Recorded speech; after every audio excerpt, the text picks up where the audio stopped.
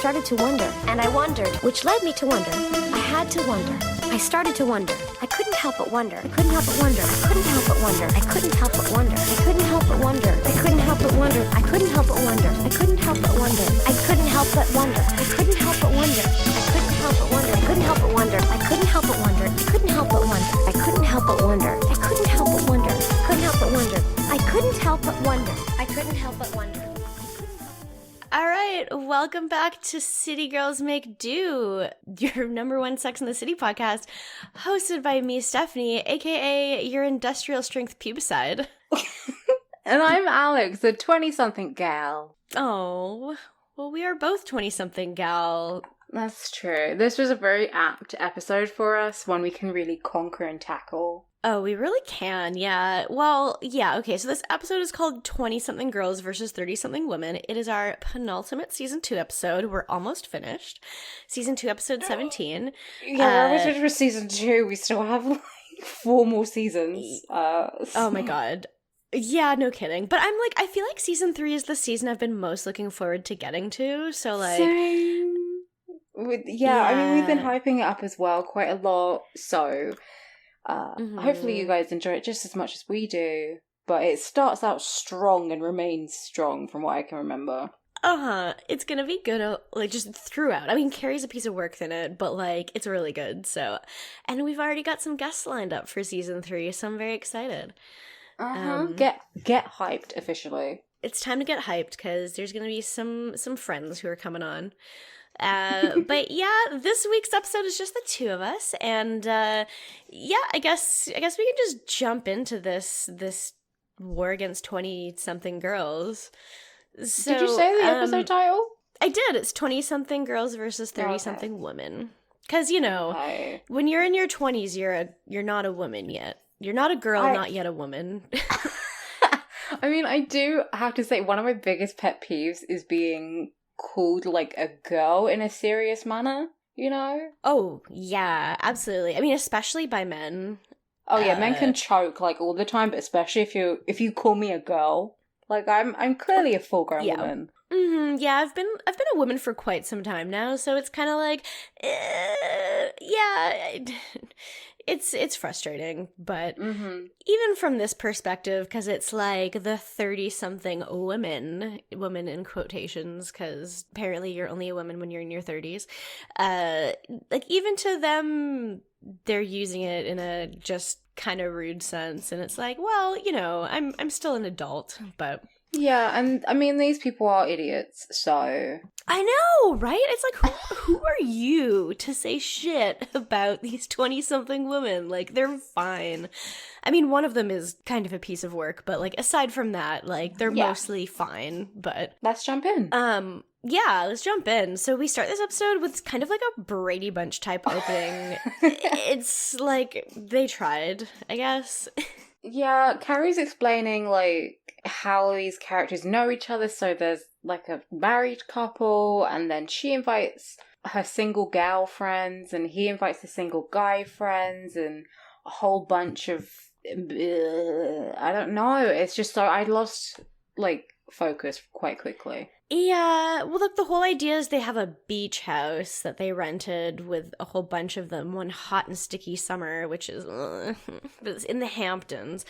And yeah, like, everything was good until, what was it? Like, there's Rob and Elaine, and then Elaine came back, and she found Rob canoodling with Janet, and blah, blah, and then, blah. Like, one of the guys admitted to her that he always held a candle for her. Like, I don't know. Yeah, it makes no sense. But, like, the entire reason we get this is because, I guess, Charlotte is friends with Janet. And, like, no one wanted to go back to the beach house after that because it was such a disaster. So now Charlotte is trying to get the other girls to rent out the beach house for, like, the entire month of August. Oh, my God. Imagine... Okay, like, let me be real here for a second. I love my friends. I don't want to live with them for a fucking month on a beach. Well, like, I guess it seems like they're only up there on the weekends, I guess. A month is a long time. But it's a long time because, like, okay, say you know, a roommate you don't see all the time because you're at work and you're going out. But, like, if you're with your friends, you need to be with them. on a holiday. Yeah. Like, it's just so weird to me. I mean, because it's a 4-hour drive from New York to the Hamptons, they say, which is like a too month is a long to be while. going up for just the weekends. Like, that's too long of a drive. Yeah, it's kind of like, what are you doing? But then they like, none of them are really into it except for Charlotte. I don't even know why Charlotte is so into it. She kind of says why, but like the other girls are like, well, Miranda says that sounds like something you kind of do in your 20s. And I don't know, like Samantha basically talks about how her 25-year-old assistant has a summer share with 18 other girls and they have to sleep in shifts and they also fuck in shifts, which I'm like, okay. Yeah, that sounds unrealistic. Yeah. But the whole concept of the Hamptons doesn't make sense to me. I don't understand the Hamptons, mostly just because, like, New York doesn't seem like a place that gets that hot. I mean... Well, cities, you might as well kill yourself if you're in a city and it's in summer. Like, you just might as well die. I don't know. Uh-huh. I just don't understand, but it's a rich people thing, I guess. It's so a rich people thing. Like, I said that I've been watching a lot of Real Housewives of New York recently, and every season starts with them in the Hamptons just fucking dicking about. Just not doing anything. They're just having, like, a party or just having dinner on a yacht. I mean, it seems wonderful, but, like, rich people are horrible, so... Yeah, they are. Yeah. I don't know, I don't feel like this is something that only people in their 20s can do. Yeah, not a lot. Well, like, I'm doing a beach house thing with a bunch of friends this year, but there's, like, it's not 18 of us, but it's also not 4 of us. It's, like, a week where there's, like, maybe 10 or 11 of us, and we've been saving for quite a while, because, like, we're all in our 20s, so it's like, you know, we have to plan this a year out, not, like, 2 weeks beforehand, and... it's very different from like the 20-something thing they're talking about where it's 18 girls just partying for forever, or the 30-something thing of whatever the fuck they're doing. So yeah, I feel like a week is a good enough time. I've never really thought about like renting out a house with my friends because again, I don't really want to do that. But I've never done this, but I've had a couple of offers where people have been like, oh, I mean, this might be me just outing myself as having friends who have money, but I remember, like, I would have friends and they'd be like, oh, a friend of a friend, or, oh, we're staying at, like, so-and-so's parents' house while they're away, and they live, like, on the seaside. Do you want to come? And, yeah, I've never really, like, I've just sort of, again, see, a good thing is that you are older 20s and I'm younger 20s. So my friends are all still living with their parents. mm-hmm. So if anyone has a beach house, it's just someone's parents' house. Oh, absolutely. Well, yeah, I don't know anyone my age who has... I mean, I have, like, one friend who has bought a house who's, like, 2 years older than me, and that's pretty much it. Like, no one owns anything or, like, anything like that. So... Mm-hmm. I mean, yeah, even... I don't know. Just, like, I cannot imagine renting a property. Be like, oh, no, do you want to Airbnb this place? Yeah, pretty much. Or you just, you know, buy a timeshare. Just... Fucking hell. If you buy a timeshare, you're an idiot. Yeah. They're a scam. It's like people who get caught up in MLMs. I'm just like, I have so much sympathy. I could never have sympathy for people who get caught up in MLMs. No. I'm just like, I can have sympathy for your family once you throw all your money in the garbage and your family has nothing anymore because you're like, I thought these face wipes were a good idea. Now I have 500 in my house that I can't sell. Like, I'm like, people have war in their countries. I don't have enough sympathy for someone who got caught up in stuff which is famously a scam. I don't understand how it's 2019 and people are still in pyramid schemes and they like... Yeah. Didn't do any research before, but yeah, I guess this is beside the point. This is beside the point. Everyone's stupid except us. Yeah, everyone is so stupid. Well, you know what? The other girls were pretty smart because they were all like... kind of just want to, like, not go out to the Hamptons, but then Charlotte kind of convinces them. She's just like, oh, come on, guys. Like, this time next year, one of us might be married. Like, this could be our last summer together. Like, she's talking about it like they're, like, 18 years old, and it's their last summer before college, and, like, they're never going to see each other again. How is one of you going to be married in a year? I mean, that does happen, but, like, I don't know. Yeah, I mean, God, we'll fucking get there, but, like, yeah, the girls do kind of agree. They're like, you know, let's do it for Charlotte, I guess, and I don't know, I mean, I feel like they're all well off enough that, like, they can afford to do it, and it's fine, but... I mean, all of this is rich people problems, like, yeah. It's just the show. Can we talk about Nina and how much I fucking hate her? Uh-huh, we sure can. You do. I fucking hate her. Yeah, okay, so Samantha gets to her office, and her 20-something assistant is there, and so the voiceover is like, Samantha always felt like she was in her 20s until seeing an actual 20-something, so her assistant Nina, and she's just, like, over the top, kind of gabbing on the phone to her friend really loudly, and Samantha's just, like, trying to give her her work to do, because, you know, like, she's at work.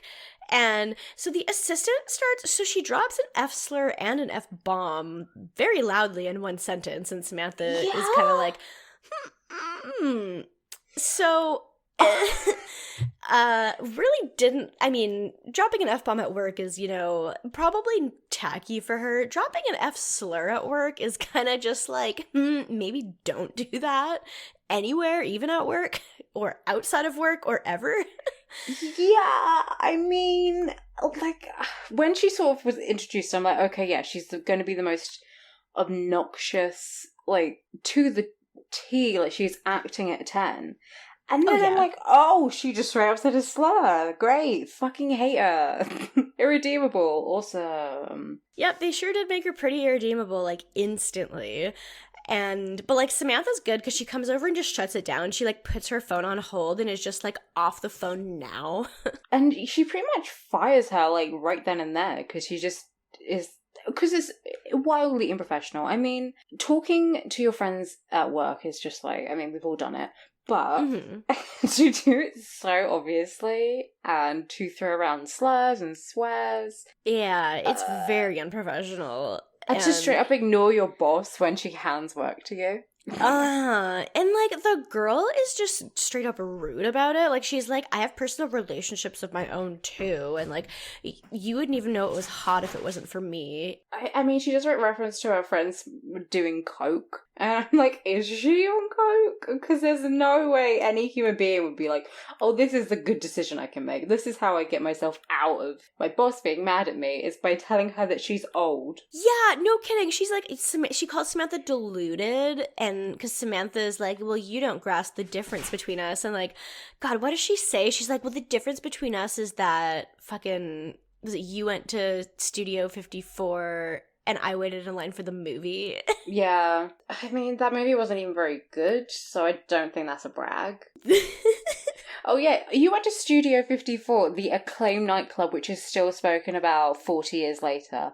I went to go see a movie with Ryan Philippe.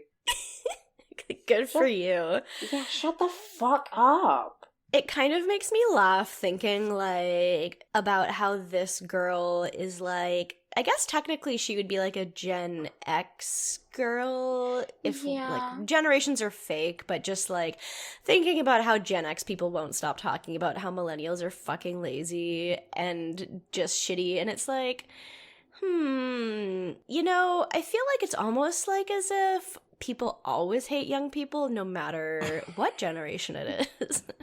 Yeah, it's kind of like that is the case. Like, everyone is just fucking dumb. Old people suck because they're old. Young people suck because they're young. The only valid people are, like, babies. That's true. Or me. And True. you. And that's it. And we're both babies, so good for us. We are babies.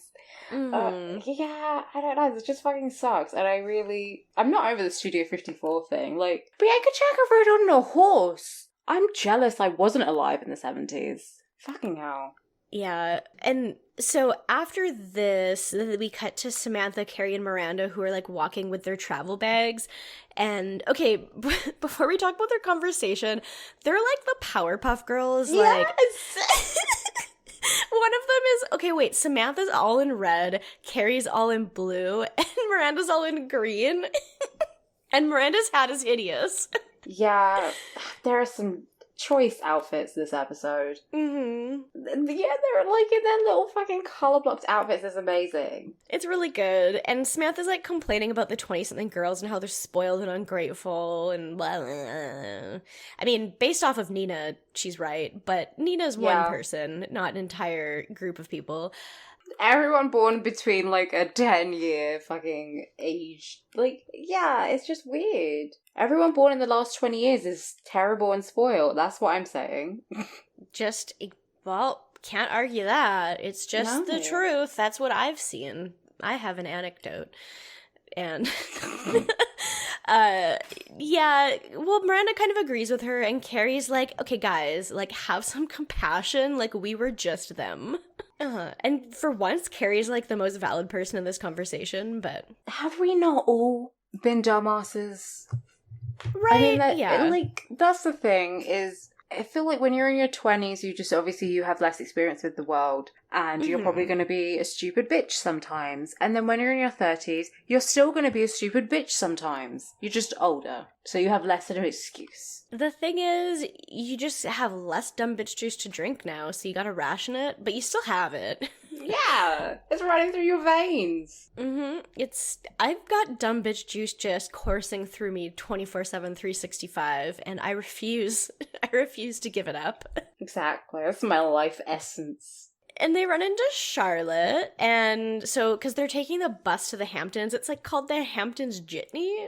Yeah, I've heard about this. Like, I remember it appearing in, do you remember the very famous episode of Gossip Girl that took place at the Hamptons? I do not, because I have only seen like 3 episodes of Gossip Girl. Oh my god, it's the origin of the, what is it? 8 letters, 3 words, say it and I'm yours. What is it? I love you. Oh, fuck. Oh. Oh, I love you too. Oh, yeah, it's a very famous, like, episode, and there's a prince, he's, like, not a real prince, and then Blair wears, like, a bandage dress. Oh, geez. The Hamptons sounds like an alternate reality, and I don't want to be there. Oh, yeah, it does. I feel like watching this makes me feel like the poor kid in all those movies that take place in, like, prep schools. I feel like someone's going to throw a drink on me and call me, like, a dirty poor. Yeah, kinda. And, okay, the worst part about this scene is that Charlotte has this new, well, I guess she just met this guy at the bus, but he is this very young guy, and, well, he's not even that young, but, like, compared to them, he's fairly young. And he says he's been going to the Hamptons every summer for 20 years, and then he says, like, since he was 6. And they're like, thanks, we worked it out. And, yeah, his name is Greg. Because of course it is. Of course. And Charlotte's so excited that she's met this guy. She's like, oh, we're gonna have so much fun. Yeah, he's boring. Like, I guess he's pretty. Apparently he was in Crossroads. Oh, was he?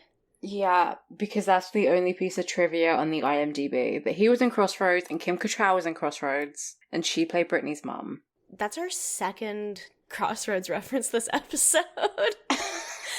The thing about Britney is that she's eternal, so... Oh my god, she's so good. I was listening to some Britney earlier, and do you know what? I feel replenished. You should.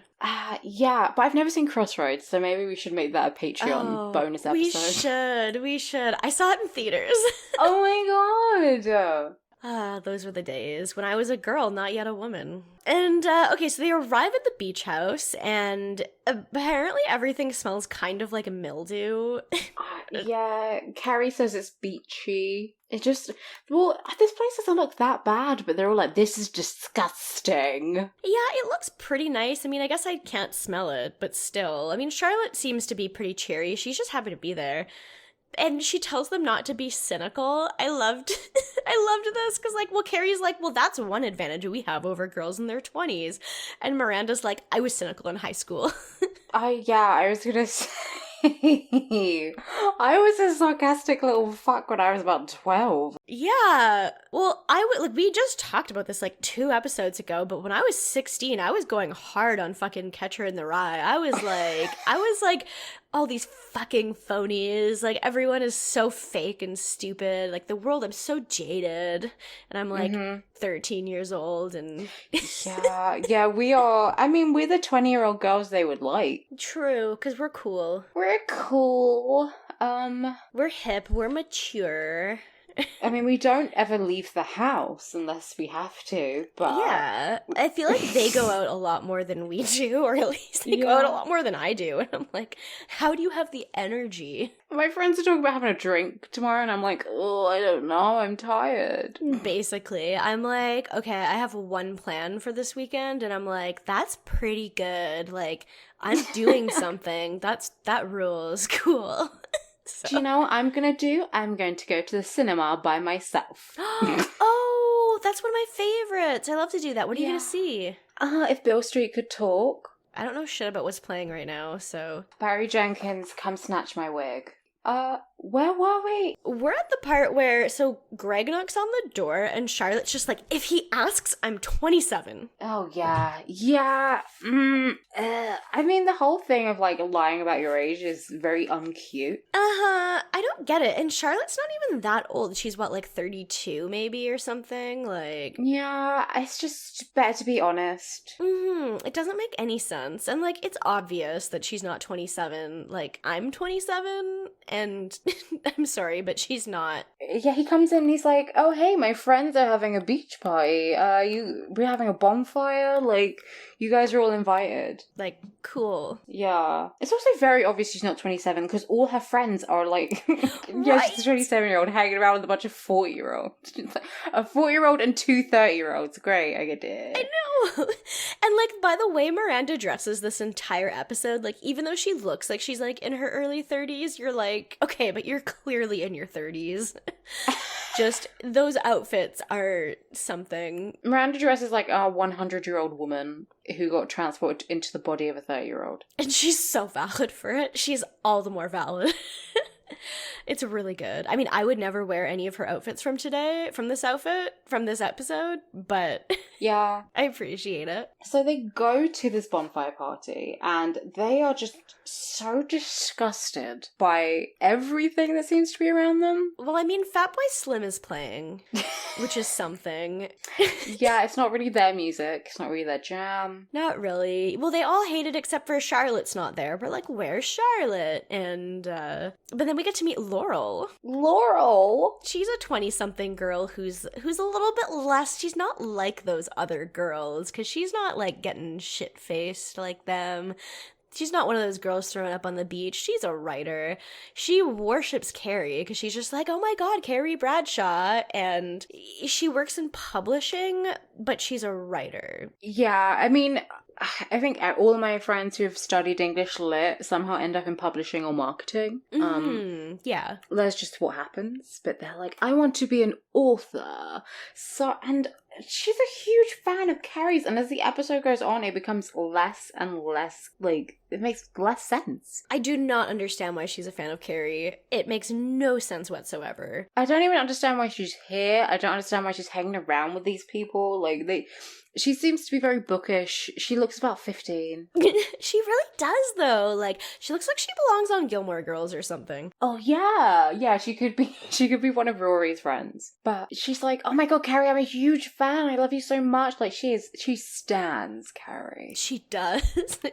She stands a disaster. And don't we? Yeah, that's true. New Ariana Grande album come out this weekend. Tomorrow. Yeah, or 2 days ago if you're listening to this the day it comes out. Break up with your boyfriend. I'm bored. God, I'm gonna listen to it, but I'm not gonna pay for it. That's how I feel. So Oh, I've got Spotify, it's fine. Yeah, exactly. I don't know if that counts. Yeah. And yeah, I don't really understand, but yeah. Yeah, she wants Carrie to be her mentor. Yeah, wish you could just ask someone that. And I don't understand, because, like, does she want to be, like, a fiction writer? Because Carrie doesn't, like, what kind of tips would she get from Carrie as a writer? I don't understand. Yeah, Carrie's like a columnist. Like, I guess you could make a case that she's a journalist. I guess so, but, like, the other thing I was thinking was, oh, maybe she wants Carrie because maybe she wants him to, like, network and get connections, but, like, she's already working in publishing, and Carrie is published in, like, a shitty newspaper, so, like, that's probably not where she wants to get published anyway, so I don't really understand any of this, but... No, I mean, I guess for me, if I met, like, an actor who did something that I didn't necessarily want to do, but I still liked them, like a voice actor or something, I'd still be like, oh my god, I'm a huge fan. That's a really good point. But, like, this person that you see on the street that you're like, I recognize you from your photo in your column and I barely know who you are, but, like, I don't know. I mean, I feel like I wouldn't know who someone was even if I saw their picture in the paper, like, every day. It's got to be one picture of her. Like, I mean, I'm trying to think. If I had only ever seen, say, Stephen King from the back of a fucking book, I don't know if I would recognize him if I saw him in public. There are, like, precisely 2 authors I would recognize in public, and I wouldn't say hi to either of them, so... Because one of them's J.K. Rowling, and the other one's George R. R. Martin. I would just go feral if I saw J.K. Rowling. Yeah, pretty much. And if I literally would not be able to talk to George R. R. Martin without being like, I'm gonna kill myself if The Winds of Winter doesn't come out in 2019.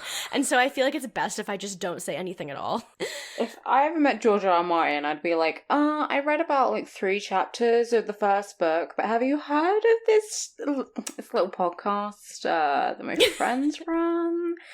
I feel like I would be assassinated by Brooks and Eddie if I got Jerem to listen to the show. Oh god, that would be phenomenal. Could you imagine if he subscribed to Noise Space podcast? Not that P Got's on Noise Space, but, like, could you imagine George R. R. Martin come on City Girl Speak too?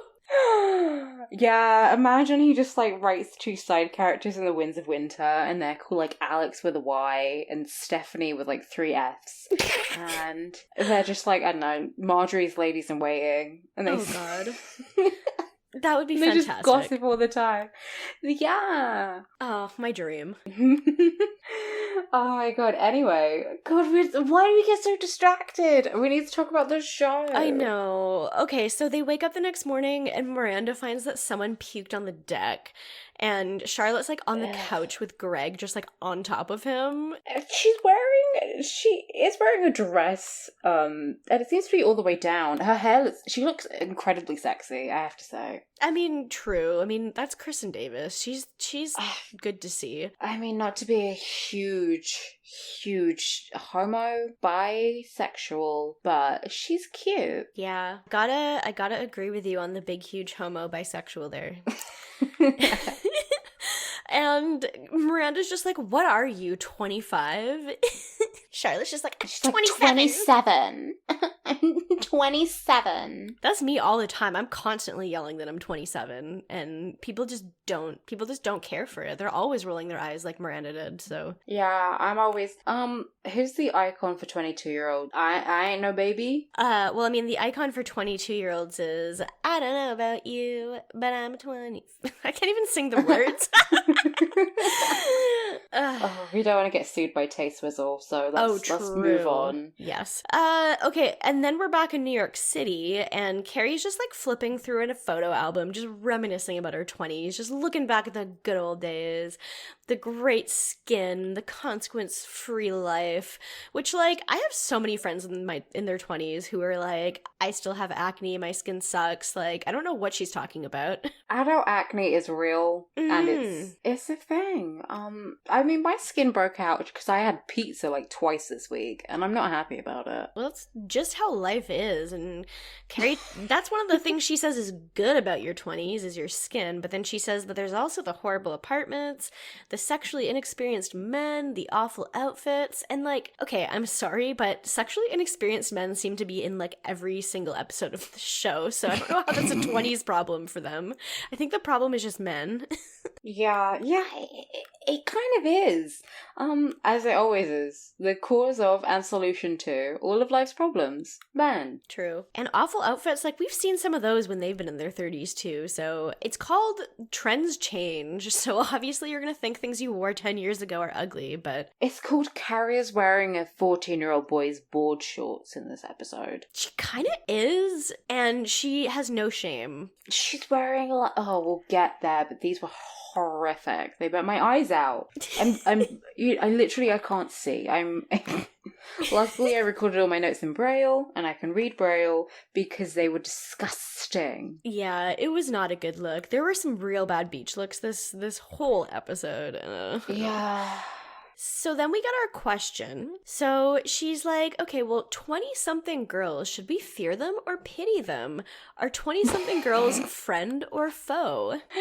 I know. I felt so attacked. I know. I was kind of like, I don't know. I feel like I could be your friend. Not that I want to, because you're a disaster, but... No, I could see, I mean, if we wrote this, like, I could see myself meeting, like, a woman in her 30s and being like, oh my god, she's so mature, like, her life's together, I want to be like her, and then realizing she's very slowly that she's a bigger mess than me. That's all of these women, because Yeah. they sure don't have their shit together. Not like they have to, but they seem like they're claiming like they have all their shit together, and these 20-something girls don't, so... Yeah, they really, I mean, no one ever has their shit together, that's just a fact of life. Oh, for sure, yeah. So Carrie goes out with Laurel, and they're going to, like, some book launch, it seems to be. Yeah, it's some kind of book party, and she's going as Laurel's mentor, and the girl's just fucking like... hell. Oh god, she's just fawning over her, and it's so annoying. She keeps asking her questions, and they're so stupid. And then she asks the big one, which is, it's about how girls her age are saving themselves for marriage. And girls have always been saving themselves to marriage. What is she talking about? yeah, that's not a new thing. And then Carrie just turns around and looks her dead in the face and says, saving what for marriage? Carrie doesn't seem to understand that some people can be virgins after the age of 18. Yeah, Carrie's just like flabbergasted, like, you're saving it for what? Yeah. Huh? Or she just kind of like shame her a bit. And I wrote down like, oh, this is, Carrie's not being all that polite about it. And then she's like, no hand jobs, no blow jobs. And I'm like, huh? That's just not realistic. Pretty much. I feel like the initial shock is kind of like, I feel like I might have the initial like, oh, you're saving it? Like, that's gonna be a disappointment when you do have it. But then I'm like, well, that's your choice though. I'm not gonna be like, because Carrie's like, you're seriously telling me you've never had sex with a man before? And I'm just like, Carrie, chill. Like, it's fine. Yeah, it's her body. I mean, I think like millennials are waiting longer and longer to have sex or something. And like, I know a lot of people who haven't, and it's just not a big deal. Like, I think it's better to wait than to have lots and lots of shitty sex just for the sake of it. I feel like there's kind of, like, for me personally, like, a fine line between being like, well, I don't really want to just like hook up with the people the second I start dating them, or like, well, not even dating, because that's different than seeing people, I guess, but at the same time, I don't want to be with someone for like 3 years and then find out that they won't even like mow hay. So, True. I or mean, that they will, but they're bad at it. Like, I don't know. That sounds like a waste of time. Yeah, I feel like the people who are super into like saving yourself, they are having sex purely for reproductive purposes. Like, yeah, there is no pleasure. It's just in and out. Bob's your uncle, and that's not for me, buddy. Yeah, that's not for me personally. But I mean, the thing is, there's lots of other ways to enjoy yourself without having sex with people. So like, for all we know, she goes home and like rubs it out hard every night. But even if she doesn't, that's valid too. Yeah, she's got her pink rabbit for girls. And no, if you're saving yourself, you are not. There is no penetration. Because you want to be tight. You want to be... Ugh.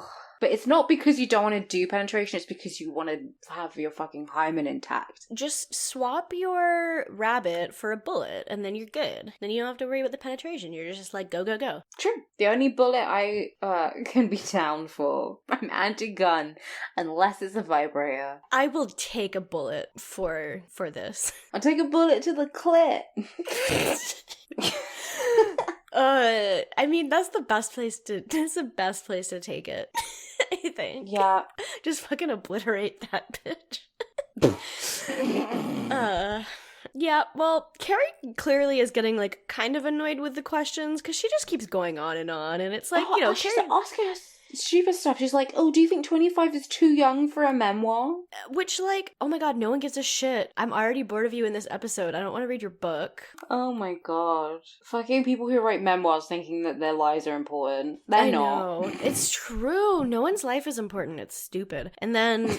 and then Carrie makes Laurel get her a drink, and Laurel's like, oh, a cosmopolitan, right? Like, I remember from your column. And I'm just like, girl, everybody knows that Carrie's a cosmopolitan person. Yeah. But anyway, then she runs into this guy, Bradley. Bradley? He's a doctor, and he's also Larry, your waiter. Oh my god, he is! Okay, I knew I recognized him, but I was like, where do I know him from? And yeah, no, now I recognize it. Yeah, but here he's Bradley, your doctor. I gotta say, I kept getting so annoyed this episode because there's like 3 different times when people are like, oh, Carrie, he's cute or he's foxy. And I'm like, okay, he's fine. Yeah, so... When I was watching this with my mom, as I told you before we started recording, and probably about like every time someone was like, "Oh, he's so cute," she went, "No, he's not. He's funny looking. He's weird. He's creepy. Like he's just like he's not cute. He's fine. He's fine, but he's not like a sex pot. Like the way they're talking about him as if he's like super hot, you know? Yeah. And he's not super hot. He's charming. He's very charming. He seems like a nice guy. Like he seems pretty cool. He's a doctor, which is, I guess, important to some people. And I don't know, like he's fine, but they very do just keep saying it over and over again. And I'm like, can you shut up? It's like you're trying to make me believe something that's not true. I feel like I'm being gaslit. I mean, yeah, I don't ever want to be like, he's ugly, because he's not ugly. No, he's just fine. But I don't think he's like super conventionally attractive the way they're describing him, and it's a bit jarring. Yeah. When they repeat it this much, it's a lot.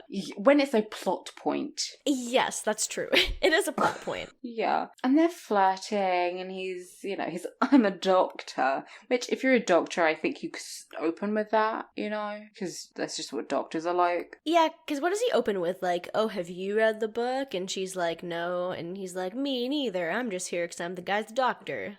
Yeah. It's a smooth segue there, dude. It's even worse than that. She's like, oh, so what do you know about this guy? And then he's like, oh, he's got a broken tibia and, lung disease runs in his family. And then Carrie's like, huh? And he's like, I'm his doctor. So funny. He's really funny. It's so funny. Do you know the reputation of being funny? Doctors. They really do. They're the stand-up comedians of professional jobs. I didn't know how to finish that sentence.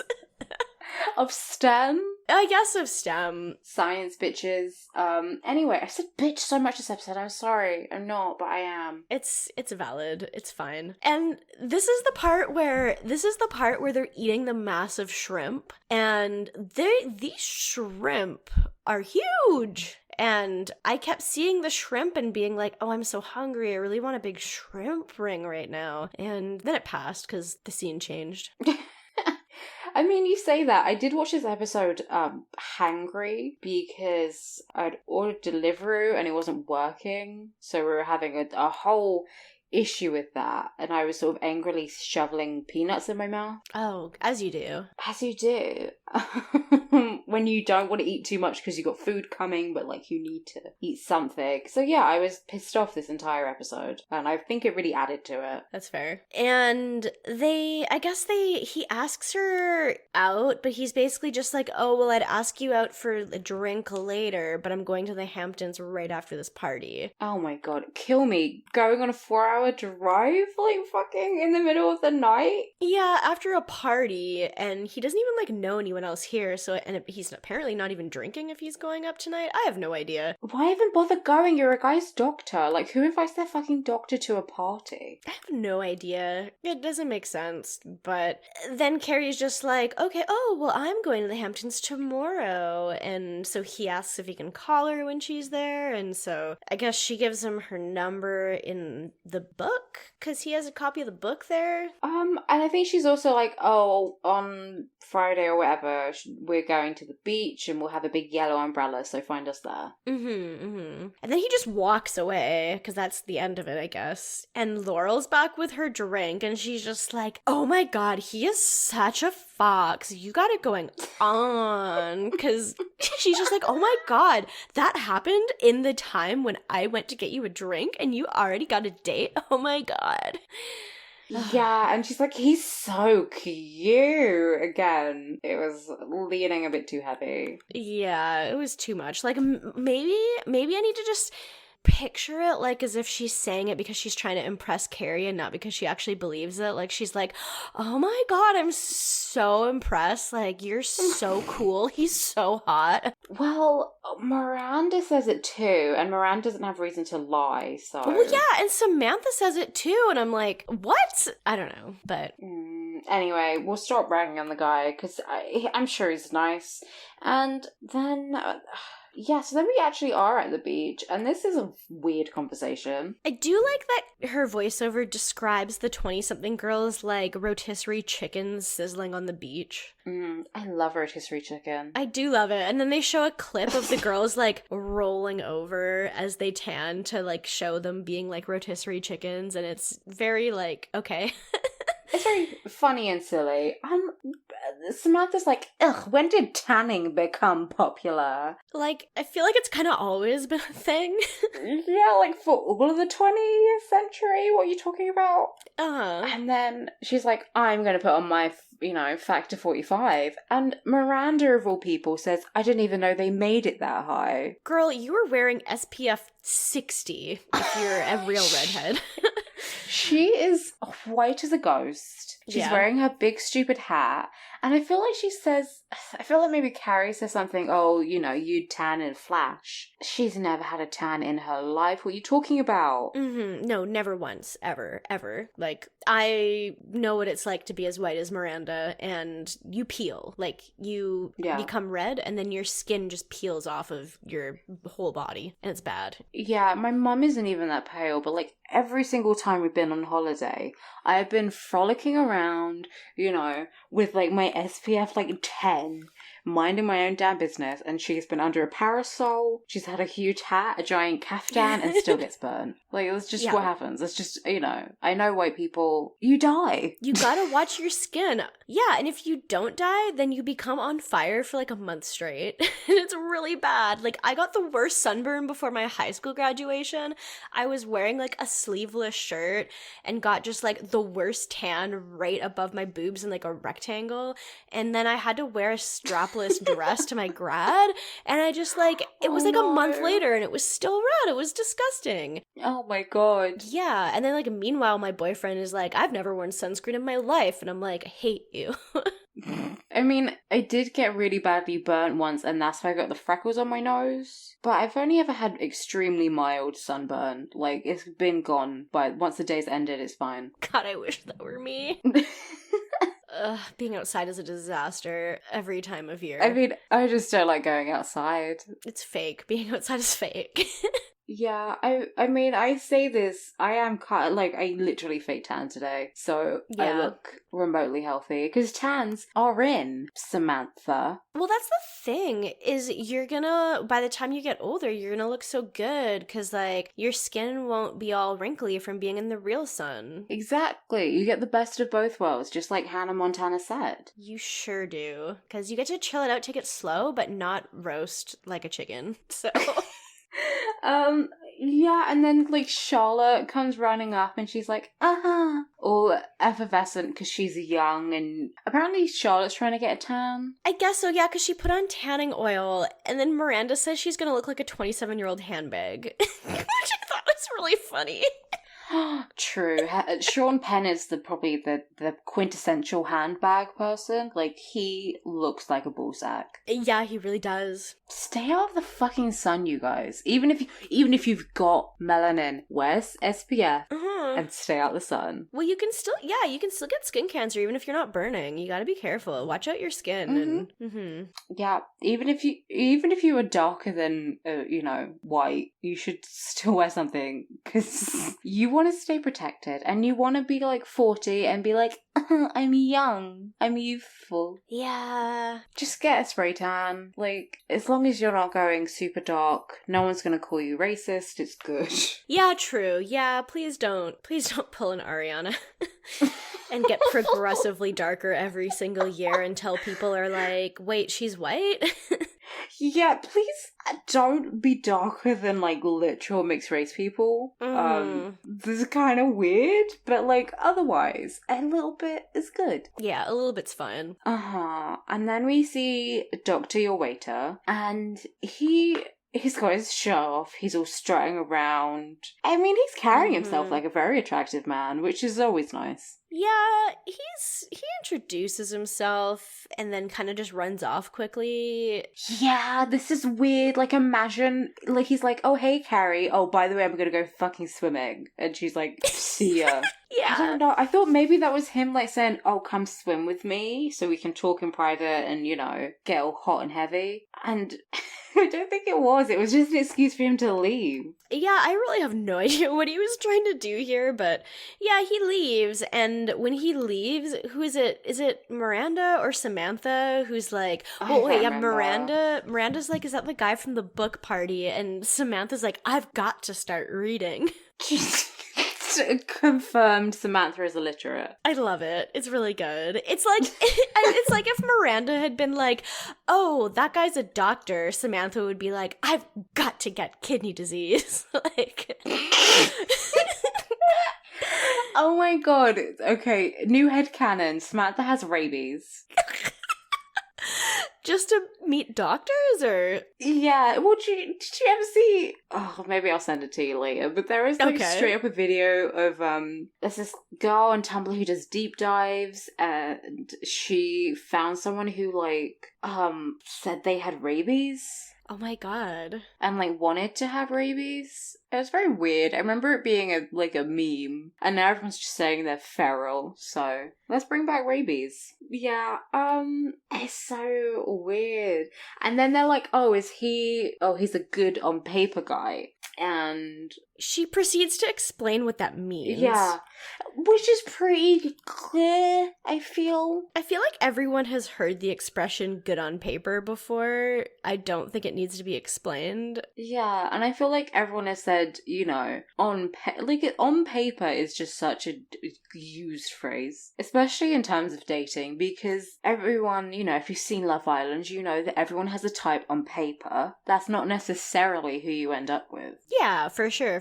Yeah, but she proceeds to explain exactly what it means, and I guess he basically is good on paper, because, he's a doctor, he's super polite, he's really nice, like, everything kind of is there, but she doesn't really feel it, I guess. Like, she's not really sure if she's interested. I don't trust doctors. I feel like, especially one who's polite, because he's definitely going to be a serial killer. He's definitely going to kill you. I don't trust doctors because they were med students once. True. And those are the worst people in the world. Or, the worst people in the world are pre-med students, and I'm sorry, but if you're a pre-med student, then just drop out of school.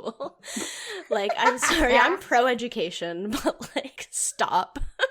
You're the worst. You know what the world... Yeah, we need less healthcare professionals. Fuck off. I mean, I've had my dealings with a lot of very highly shitty doctors, and, like... I mean, a doctor can just not treat me like a fucking piece of shit, and I'm like, oh my god, he's so nice. How nice was he? Oh, wow, they were so nice to me, because they just didn't tell me I was a fucking idiot and making up every single illness I ever had. So I have a genuine dislike and a general dislike for doctors. That's incredibly valid and deserved. They don't have souls. True. No, they never did.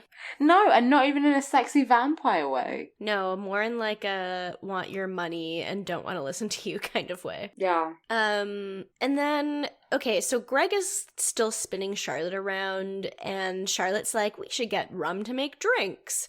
And then her and Greg, like, a high five.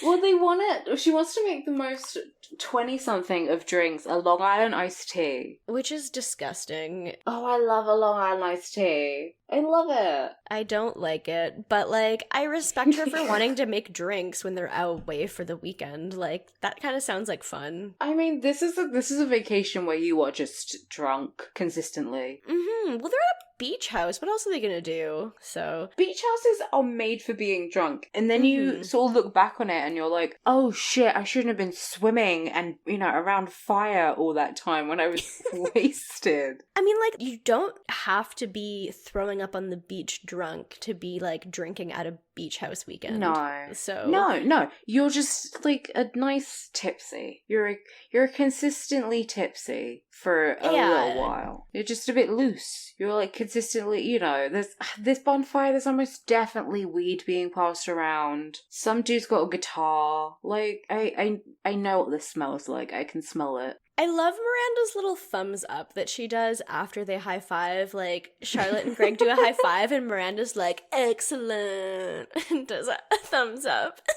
It's very Bill and Ted. Yeah, it really is. So then Miranda's like, I'm gonna go back because if I stay any longer then I'll burn. Which it does not add up to what we said earlier in the fucking scene. So great writing, everyone. True. And also she's still gonna burn. She's still fucking outside. Like, it's not any hotter or brighter at the beach than it is anywhere else. And she's like covered. She's under an umbrella, so. No, she's like, I'm gonna go to the market and pick up some food and make dinner. And they're like, dope. And then we like cut to Carrie and the doctor, and they're walking down the beach, and this is where she's wearing the horrible shorts. Yeah, I didn't care for this. It's not a good look.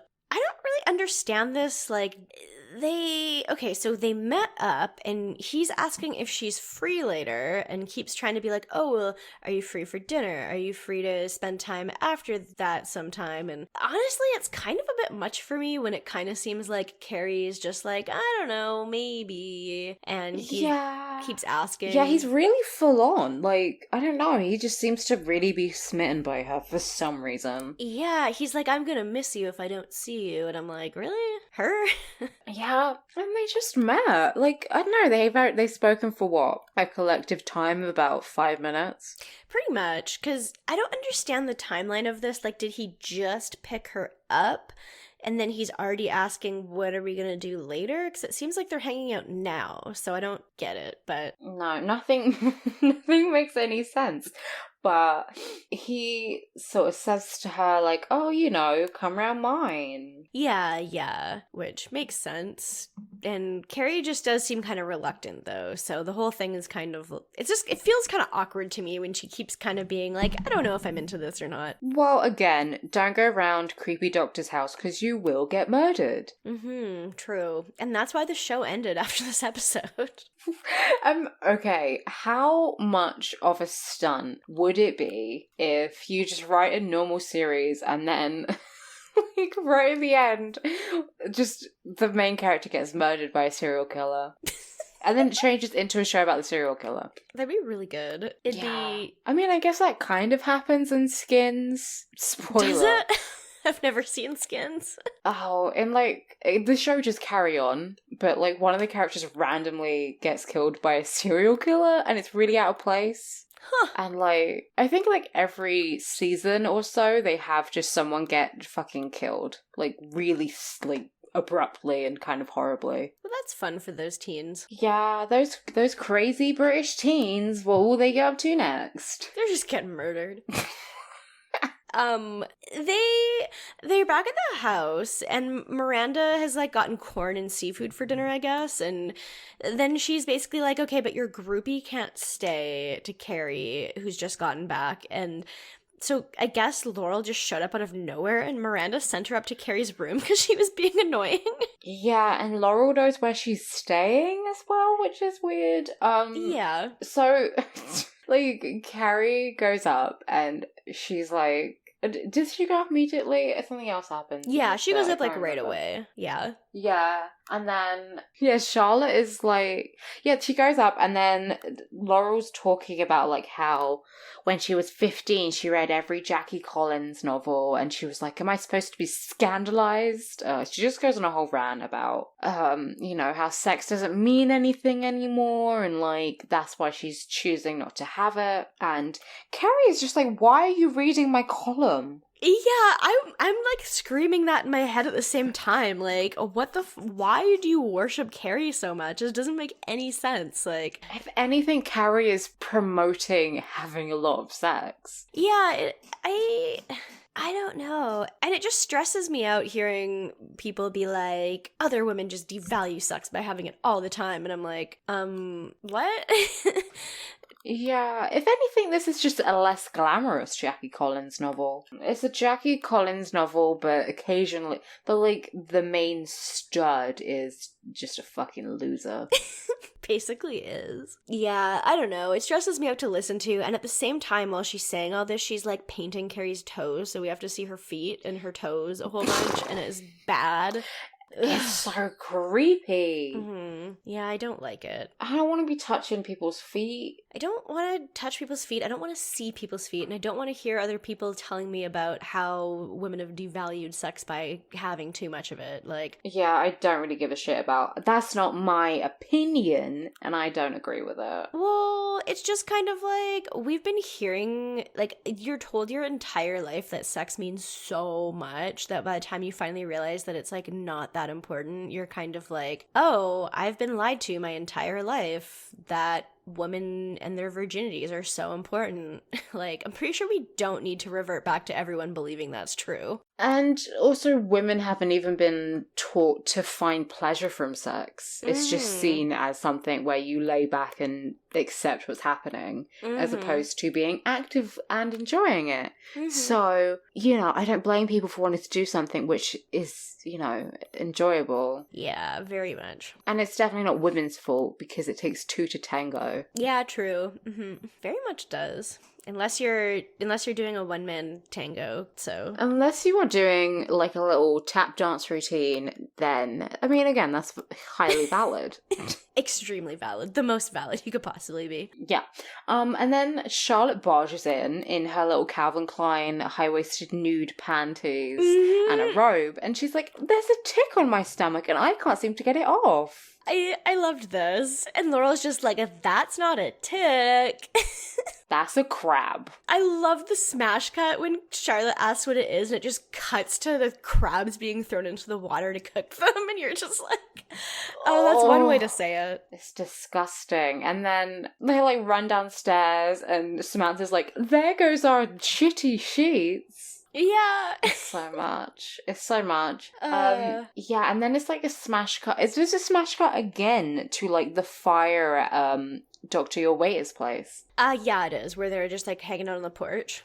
And then Carrie's such a piece of shit, because she not only runs down and, like, tells Samantha and Miranda, but she also tells the doctor, and it's like, okay, yeah, he's a doctor, but also you're not seeing him as a doctor? Yes. That's, like, immediately what they're talking about when we see them, because she's like, oh, I had crabs in college, and now I'm just terrified to go back to the house, and yeah, because the doctor's like, oh, I'd be happy to prescribe your friend some industrial strength pubicide. Ugh. It's just, I don't know, like, I don't feel like you should be talking to your date about your friend's ailment. Because that's not. really fucked up. Yeah, and he has, like, met her for a fraction of a second, pretty much. Like, I don't even know if he knows her name at this point. If Carrie had said, like, oh, go speak to him, he might be able to write you a prescription, but you can't do that for her. That's just so embarrassing. Yeah, no, for sure. It's very awkward. And then he's kind of of like, oh, well, you know, if you don't want to go back to your house, it might mean you have to stay the night. Again, he's so full on. A little bit hard on, yeah. And then he's basically just like, or no, then Carrie is like, okay, well, maybe, but, you know, nothing funny is going to happen. And it seems like kind of just a nice night of them hanging out and sleeping together, but not sleeping together, as she says. Yeah. They have their clothes on, and yeah, they have clothes on. They're just like literally sleeping together. Yeah, nothing too much. And then we get a cut to a party, which I'm guessing was supposed to be the next night after this. Yeah, okay, so it's the hoedown. Speaking of Hannah Montana. Yes, the hoedown showdown. We are just on the ball with our Disney girls. Our Southern Disney girls. We're so hip and happening. We also talked about when Ariana was white, and that was back when she was like a Disney girl, basically. Back before she Rachel Dolezal, yeah, she used to be white. She used to have an entirely different face as well, but we won't talk about that. No, wasn't she a Nickelodeon girl? Yeah, Nickelodeon, whatever she was, I don't know. Yeah, so Nina G, Samantha's former assistant, has started her own company and using all of Samantha's old guest lists. And she is hosting this summer's Hampton Hoedown, which is apparently a thing where rich people go and get crunk listening to country music. This just seems like very white. Yeah, extremely. I mean, it's the Hamptons, so... If there is a black person in the Hamptons who's like not Jay-Z, I would like to meet them. True. And like...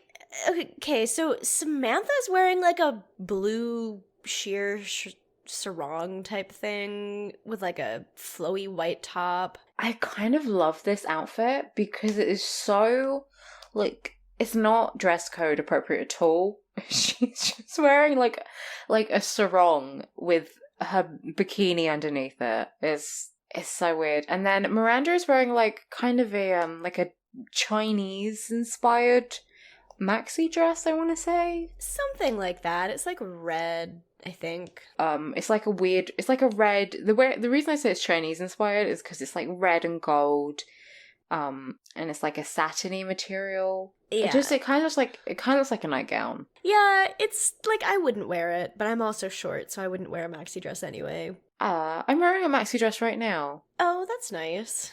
But I've tied it up because it just gets on my nerves. Valid. Carrie is wearing like the ugliest outfit. This is our second pink cowboy hat Carrie, and it's by far the worst. Oh, it's horrible. She's wearing like this ugly skirt, and then she's got like a bandeau on or something, and then her red cowboy hat, and it's just like, this is ugly. I hate it. She's got like a rainbow leather armband as well, which doesn't go. Well, she's gay now. I wish. Me too. Can't even joke about that. It's so untrue that it's like... Ugh. Don't joke about that. I know, right? And Samantha's like kind of low-key pissed because she's like, well, there's not even low-key. She's just straight up pissed that like more people came to this than who come to most of her events. And she's like, how did Nina even do this? Well, we find out. Yes, we do. So she decides she's going to get a little vengeance. And she goes to sort of say hello to Nina, and she's like, oh, I just wanted to, no hard feelings, like, I understand you've done a really good job with this. And then some guy interrupts Samantha. He seems to be like an older guy, like he looks like Andy Cohen, or yeah. Who's the newsreader? Who's like a Vanderbilt who has the white hair? Anderson Cooper. Yeah.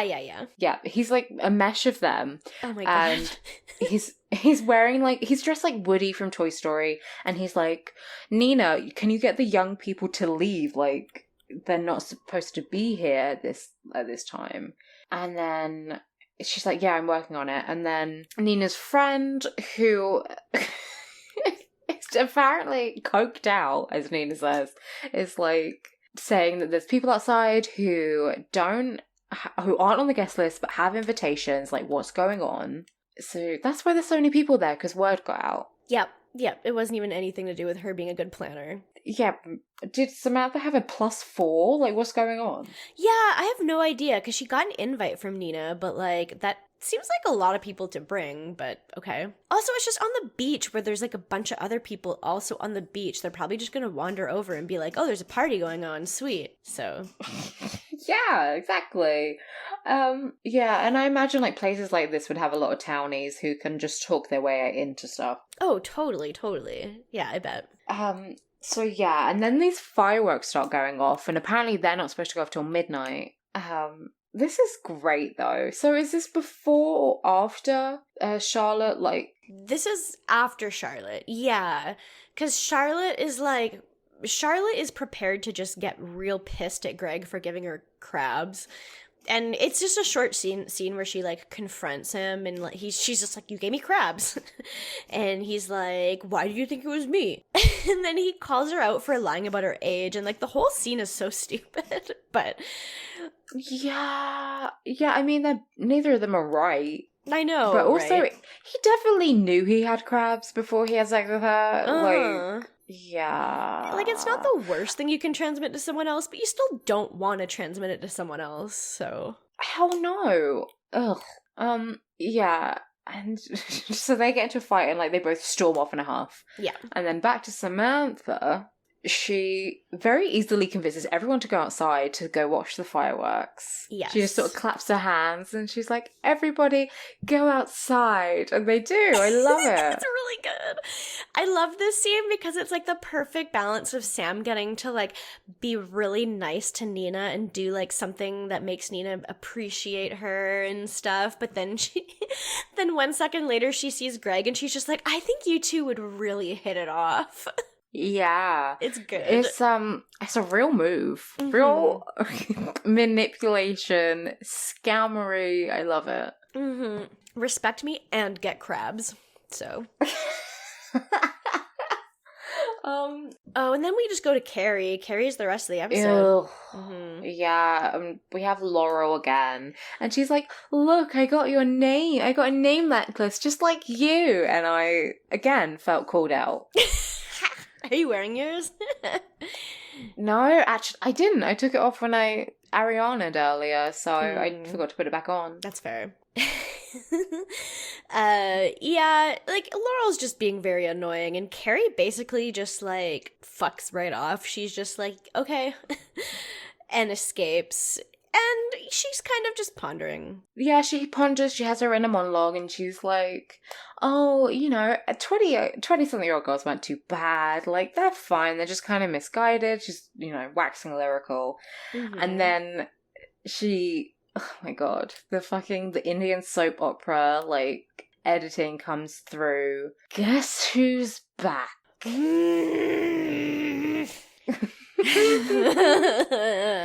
Yeah, Big is there with a young hot thing, and Carrie just goes, is it you?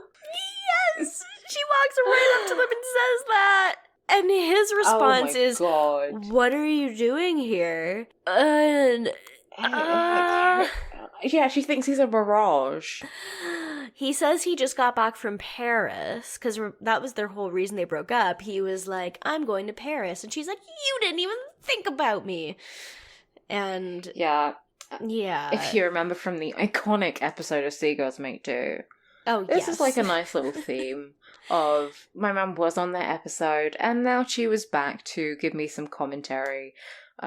Yeah, she also was like, well, he's not even that cute, is he? Who, Big? Yeah, she's like, he's not hot. And I said, no, but he has charisma. And she's like, he does have charisma.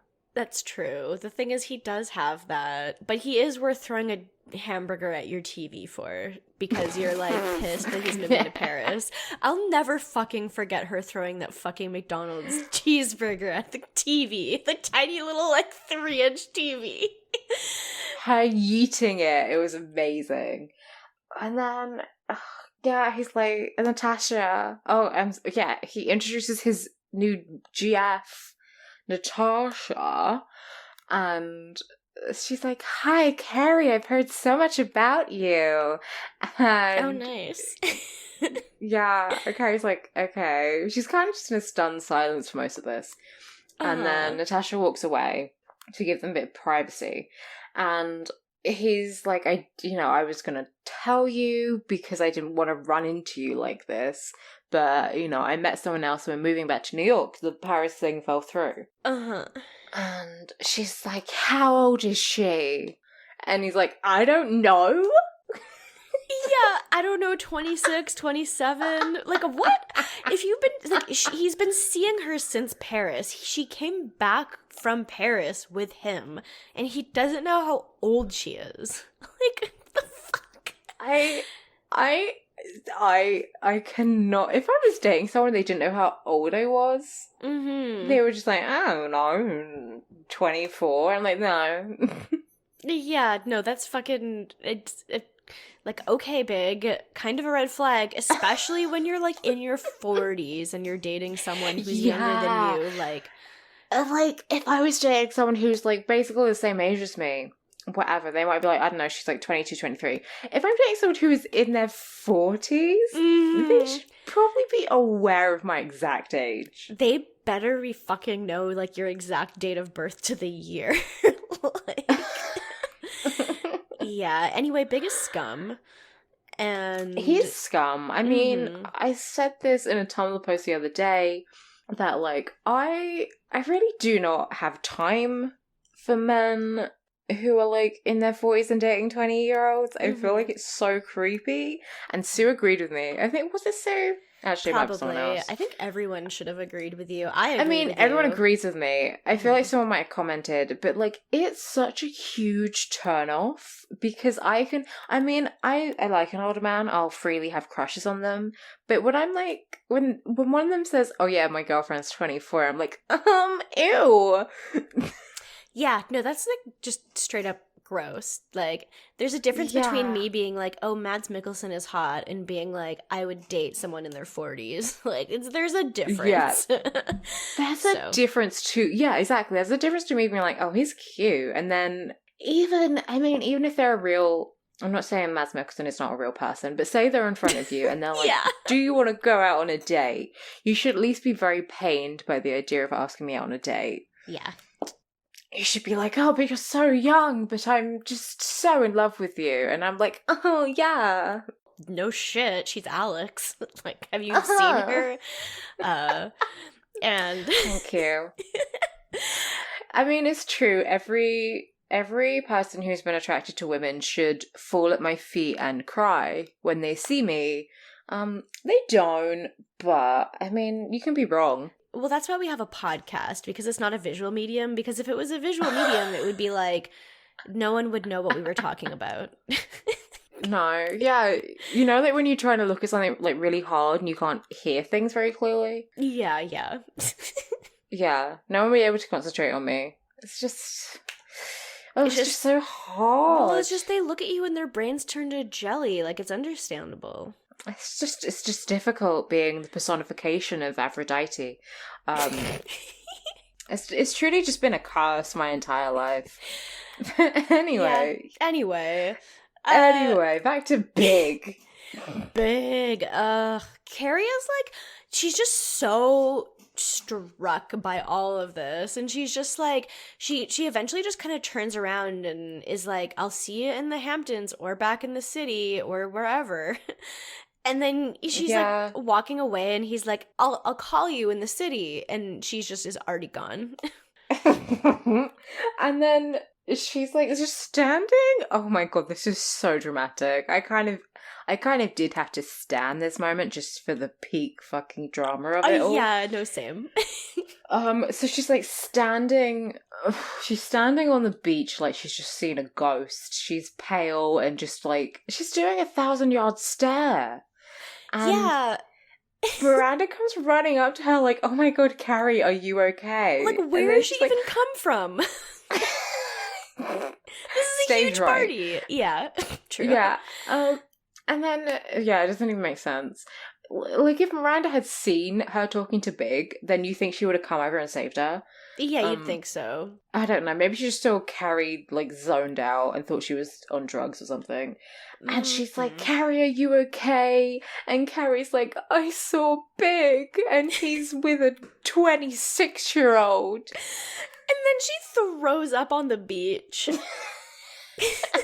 I mean, it's so fake because she like has her hat over her like mouth to the camera, so like you don't have to actually put any vomit in, and she's just making retching sounds. Yeah. And then it like Miranda is holding back her hair, and then the voiceover at the end is like, the thing about 20-something girls is that they're great until one of them's dating the man who broke your heart. Oh my god. I can't believe we only have one more episode left this season. And there's so much. It's so much. Yeah. Oh, fucking hell. I'm just so mad he's back. I am too. We had such a good run where he wasn't here, and she was pretty valid for several episodes in a row, and we are about to be in a long streak of Carrie being the least valid probably every episode for like a while. I mean, it's gonna be a tough challenge for the other ladies to be so terrible as to beat Carrie, because she just is fucking... She has taken her reserves of dumb bitch juice, and she's drowning in it. Very true. I think there's only one episode I can think of where one character is certainly going to be worse than Carrie, and that's like an exceptional case. So, and that's Samantha. So yeah. So can't wait to get to that one. That's going to be fucking just great. Yeah. So speaking of, let's rank. Okay. Well, do you have any right off the top of your head? I think I'm gonna put Charlotte at the bottom, because I feel like I just feel like lying about your age is a really shitty thing to do, and it was just like there was no reason to do it. It was really dumb. Then I'm gonna put Miranda, because she did make dinner for the four of them, which is really nice. That's it. Yeah, that's it. She didn't really do enough. Carrie would try to be helpful, and help a young woman, which I think is nice. And I don't really blame her for being upset when she saw Big. Yeah, same. And then Samantha for Scam. Yeah, I did like that. I think my order is identical to yours. Oh my god, synergy. Very much so. Like, yeah, Samantha had some really good moments this episode, especially at the end. That was just, like, perfect. And she also had, like, the best outfits. Charlotte really pissed me off because, like, the whole episode was the worst for her. But then, like, I really didn't like how at the beginning she was like, oh, it's going to be the last time we can ever have a summer together. I'm so excited. You guys need to come to this beach house. And then she spent the entire time hanging out with some, like, 26-year-old guy instead of hanging out with her friends. And I'm like, why did you want them to come to this beach house with you if you didn't even want to hang out with them? Maybe it's so she could afford it. Maybe, probably. Even though she probably has more money than, like, all of them just because of her family. Also, Samantha had like a white blazer in the beginning, which had like a sheer panel at the back. It was kind of a stunt. I did like that. And she asked for the doctor for drugs. Like, it was a whole thing. She did do that. Yeah, we didn't mention that. She did ask the doctor for prescriptions. God. Yeah. Valid. And she had to put up with that terrible, terrible assistant, so.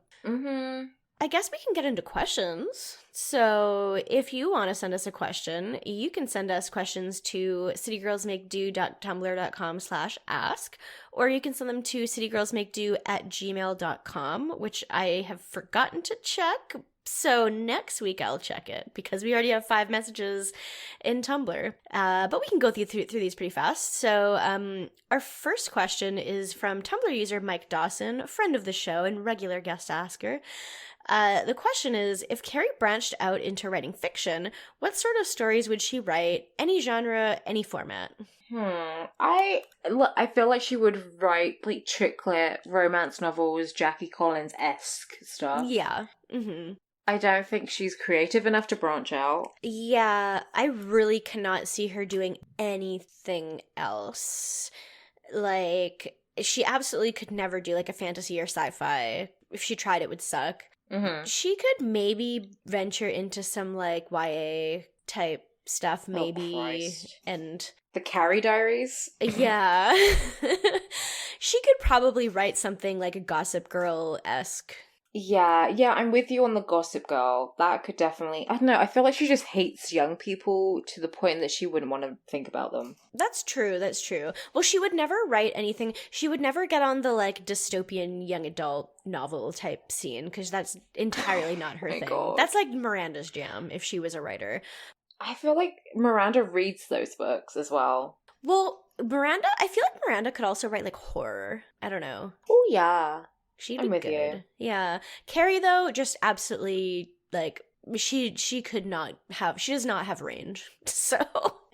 She doesn't have the range. No, she does not. So I think that's... do you have anything else to add on that one? No. So our second question is from friend of the show, Sue, who is at least 5 lizards on Tumblr. And they're... At least 5 lizards, and they're asking, I couldn't help but wonder, when encountering an ex, what would the city girls do? Or, in parentheses, WWTCGD. Oh my god, are we like Dolly? Oh, it feels so blessed. Oh god. What would we do? Okay, for real, I would just leave. Yeah. I'm trying to imagine, like, I feel like, I was gonna say it depends, but on the ex, but at the same time, I only really have one ex anyway, so, like, I feel like I would kind of just try to excuse myself as soon as possible. I don't know. Yeah. If I didn't think they'd seen me, I would just leave. And what are they gonna do? What are you gonna do? You're gonna text me? I'm not gonna answer it. And if I knew they had seen me, I'd be like, hey, and then maybe do a bit of, boring, like, oh, how's your mum? You alright? Yeah, I gotta go. Like, I don't even think I would pretend to be like, my life is so much better than yours. I'm trying to impress you. Like, I would just want to avoid the conversation entirely. Yeah, same. I just have no interest in catching up. It's kind of just like, okay, let's just part ways now. I've moved on and I'm in somewhere different in my life now. So, but I don't even see the point of trying to brag, because who cares? No, exactly. I'm happy with my life as it is. Mm-hmm. So thank you for that question, Sue. Thank you. Our next question is from other friend of the show who was a recent guest host on the show, Sarah. AKA Chisatonkus. So it's Chie Satonakis? Now you know why I say Chisatonkas. Okay. I think I did it right. I had to get Sarah to explain the question to me because I didn't get it, because I don't know anything. Okay, so the question is, if Big was to be executed Danganronpa style, what would his ironic punishment be? And while you're at it, what would Big be at Hope's Peak Academy for? So I had to ask her what both of these mean. Okay, so let's do the first one. So if he was going to be executed Danganronpa style. So, yeah, this is like an ironic punishment. So I guess, So it has to be very on the nose kill for his personality and stuff. Yeah, maybe he would just, like, I don't know, seduce whoever and, like, just kill them. Wait, like the person seduces him and kills him? Yeah, I mean, that's what Carrie's gonna do. That's Unless true. Carrie is the kill. Like, Carrie sort of arises like a banshee. She crawls out of a mirror like the Grudge Girl and kills him. I would love that. I was imagining something like, because he's like he does a business, right? Like, he's a businessman. He's a businessman. And I was like, well, what if, like, you know how the stock market crashes? What if it, like, literally crashed on him? Like, what if he was, like, on Wall Street and, like, one of those big signs with the stocks on it just fell on him? That would be very funny and very good. Mm-hmm. And I would be down for that. I would be too, and I think that would be good. So the second part of the question is, what would Big be at Hope's Peak Academy for? So, okay, so wait, Sarah's explanation was that it's just like you go there to be really good at like what you're an expert at, because she was like, oh, I would go there to be like for podcasting or something. Okay. You would go there for being a big ass douchebag. Like, you would go there for gaslighting women and being like emotionally unavailable. Yeah, exactly. And he would learn how to be a literal douchebag for literally douching. So that's what he would do. Very impractical, useless, and harmful to women. Yeah. Okay, yeah. Cool. All right. So that was, okay, we got 2 more questions, and I think they're both pretty fast. So next one is from Anonymous, and it says, what would you do if you ran into your crab ex, an actual giant crab? Also, which of the girls are most likely to date a giant crab? I would never date a crab. Not to be racist, but like, I can't really get behind, crustaceans. I think they're ugly. Would you date a cancer? No, I'm not really. Here's the thing. I don't know why. Air signs seem to flock around me. They're not air signs. No, but let me continue. Okay. And water signs, like 2, and I don't have any water or air in my, in my chart. But I just seem to know so many fucking water and air signs. Yeah. I wouldn't date a cancer, I don't think. I think they're a bit too emotional for me, and... like, I'm already not very good with my own emotions, so I don't know how good I'd be with someone else's. Yeah. Just, chill out. Crabby pie. I feel like I don't think I would date a crab, but, like, if I ran into a crab ex, I feel like I would just keep walking straight because they'd have to, like, turn 90 degrees to follow me. So, like, it'd be an effort for them. I remember like on holiday once I saw a crab for the first time in real life. Oh. And screamed. Oh no, they're kind of cute when they're the tiny ones. They're creepy. They're like hard spiders. They kind of are. They got those shells. Yeah, I love the Little Mermaid, and then I saw one and I was like, what the fuck is that? They are kind of wriggly. I don't know. They're okay, but. And then the second part of the question is, which of the girls are most likely to date a giant crab? And I don't know why, but my brain instantly said Miranda. Like... yeah, I don't think it would work out well either. I don't think it would, but like, for some reason, I can just imagine Miranda being like, what? He's not that different. He's just like a little crabby. And then... but then she has to break up with him for some stupid reason. And I don't know, I can just imagine it being Miranda. In the Sex and the City BoJack Horseman world, I feel like she might be a crab. Oh my god, she totally could be. True. God, now I'm just gonna like picture what they'd all be in BoJack Horseman world. Oh, and she'd be red as well. It'd be amazing. Next question. Thank you, Anonymous. Yes, our final question is from a friend of the show, Scout. So Scout is asking as anonymous, hey city girls, did you have mentors growing up / now? What were / are they like? No, that's my answer. I gotta say, I've never really had like a mentor of any kind ever. I mean, no, I don't think I've had anyone sort of show me the ropes of something who hasn't been like a teacher or a parent. Yeah, like the closest thing to a mentor would maybe be like when I was in grad school, people showing me, like people kind of supervising me without being my actual boss or anything like that. I don't know, just people who were more senior than me. But I wouldn't even say that they were like, oh, I looked up to them because they were mentors. Just, I don't know. Yeah, I really don't know. I never really had, and maybe it's also because I didn't really participate in like activities ever. So I was never like, oh, no. I have a mentor for like anything because I didn't do anything. No, I mean, I guess I've had like a lot of like acting teachers I could say were my mentors, but I didn't really have them for long enough to say that. So I don't know. My mum, and she's upstairs. She's asleep. True. Well, no, I can't say all moms are mentors because that's just not true. But it's just not true. It's just not true. But my mom has been a pretty cool mom, and your mom seems like a pretty cool mom. So, yeah. I mean, as we said, they're the problematic faves of the world. Absolutely. Crabsolutely, if you will.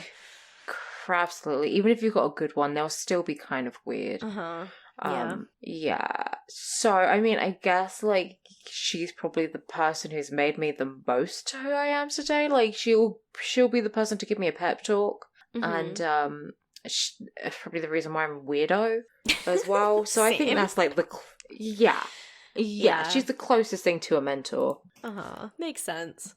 And that's pretty much, that is our last question. We are out of questions now for this week, at least. So, yeah, next week will be our last of season 2, and we will also have a very special guest. We do. We've got a very special guest next week, and then we've got some very special guests in season 3 planned, and I'm super excited for all of them, and I'm so excited for what is to come in season 3. So keep listening. Like, as if you made it, like, 30 episodes into the show and were like, this is where I'm going to stop. Or you telling me to keep listening is what's going to make me keep listening. Is that like, oh, shit? Yeah, we got Kyle MacLachlan coming. Big Daddy Chin is coming. Oh, he is. Well, actually, he's not, but... No, but he is like a mainstay. So if that's enough to entice you, then keep listening. Tell your friends, tell your buddies, tell your mentors, tell your mentorees. Tell everyone. Tell your crab. Yeah. Should we tell people where they can find us on the internet? We do that. That's probably a good idea. We do that, and I forgot about that. Yeah, you can find me online at Age of Oddish on Twitter, and you can find me on Tumblr at Windfall Island. Yeah, and you can find me on Tumblr at Dork Phoenix. And check out our podcast. It's on, well, you're already checking out our podcast, but check out where our podcast is hosted on noisepace.xyz with all those other great podcasts that you love to listen to, like Henry Kissinger's Pokemon Going to Die, and The Island Shuffle, and My Pod Cabbages, and all the other ones, like Tuning Fork, and there's too many to list. But go check those out, and we will see you next week. So long and good night. Again, we've said that one before, but... I don't know. Don't stream Seven Rings on iTunes. Yeah. Don't pay for Seven Rings when you could just listen to it for free. Yeah. Don't do blackface. Good night. Bye.